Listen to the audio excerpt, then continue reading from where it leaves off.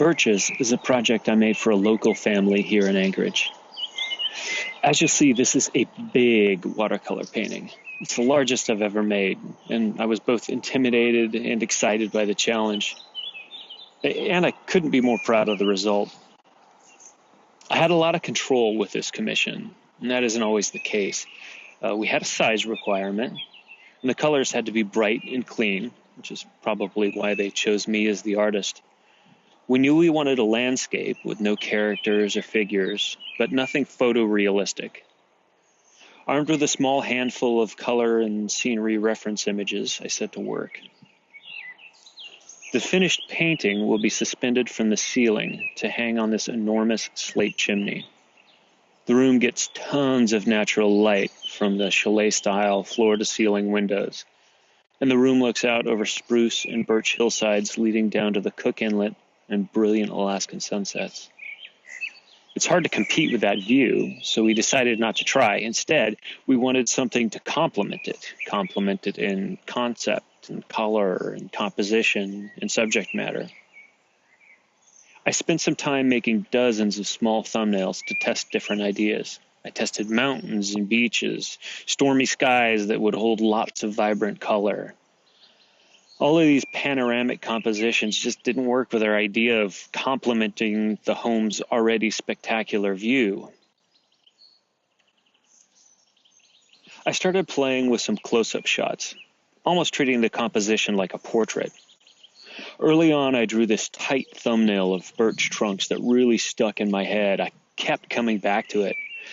I went to the family with the idea, and they loved it, so I started testing how to bring the idea to life. You recording? Yep. You're doing it? Yep. All right. Let's go. What's this for? We got to get the big paper. What do you think of That is very big paper. this beast? That is a very big paper. Yeah. A 5-foot watercolor is no joke, and I should have started working on getting the paper earlier in the process.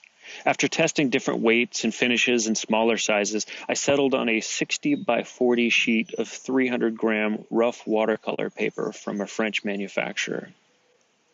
I often paint on hot press paper for anything 30 inches or smaller, but at this size, I liked the additional texture. My studio isn't huge, and it splits time between writing and music and painting projects. This project was way too big for my little schizophrenic room, so I had to co-opt the kitchen table for painting days when the family was either away or asleep. Even still, the table wasn't big enough to support the 5-foot sheet. Throughout the process, you can see me shifting it back and forth to protect the edges and corners of the paper. Watercolor is a tragically unforgiving medium. The paint is transparent, so anything that makes it onto the paper, intended or not, is part of the final presentation. With oils and acrylics, and even gouache, you can paint over mistakes or add light colors over dark areas.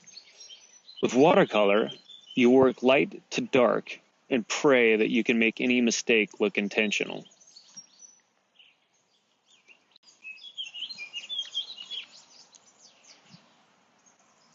The magic to controlling watercolor at any size is managing the water. You have to manage water in the brush, on the canvas, and across whatever area you're painting. Working this large is tricky. Big brushes hold plenty of water, but you can chew through a lot of expensive paint very quickly if you're uncertain or if you don't have a plan.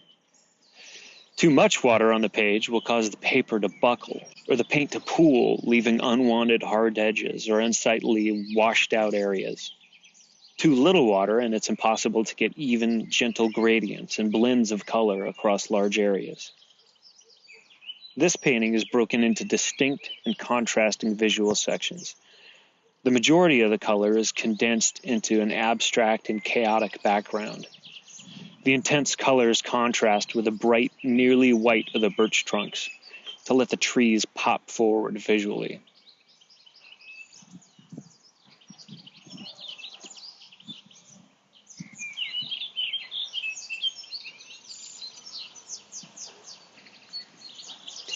I love birch trees. I love the subtle shifts in color along the trunks. I love the character of all the little shapes and imperfections that stand dark against the bright, paper-like bark. And of course, I love dots. If you've seen much of my artwork, you'll know that I work dots into just about everything. And they were the perfect complement to this piece. I don't have a photo of the framed, finished piece yet. Follow me on Patreon and social media at arogers907 if you want to see this beast in its final home on that enormous chimney wall. And you can see more of my work online at andyrogers.com.